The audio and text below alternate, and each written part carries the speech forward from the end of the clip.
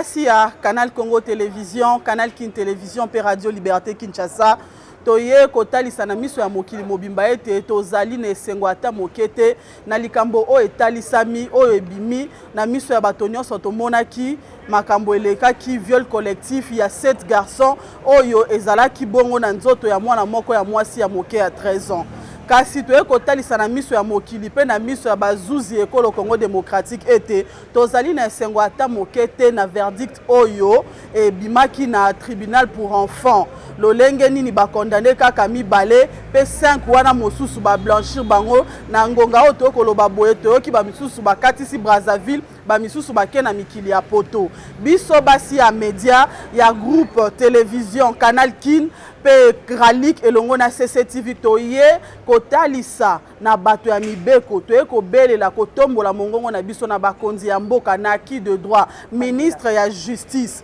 baye bako bandela likambo oyo po ete justice ya solo esalema mboke loko etombola ka kita na yango ezali bongo justice tolingi justice esalema na affaire ya mwana oyo ya 13 ans likambo ya viol eza likambo ya kobetela maboko te likambo ya viol eza likambo ya kokumisa te soki tokangi monoko makambo oyo ko se répéter lokola bao basalaki yango batata na bango baza na misolo baza na ba moyen baza bato ya leta oyo azangi misolo azangi mbongo afandi kaka na pasi na ye wana yango justice ezalaka pona moto ya mbongo te mobola pete justice ezali ya citoyen congolais nyonso mwana oyo aza mineur bakonzi boyoka biso to telemi liboso na bino pona kosenga ete dossier wana to pe procès wana ba revoir yango enfin que justice ya solo justice ya bosembo e salema po ete e blanchir pe elongola pe image ya mabe ekolo Congo démocratique etalisa solo na miso ya bato ete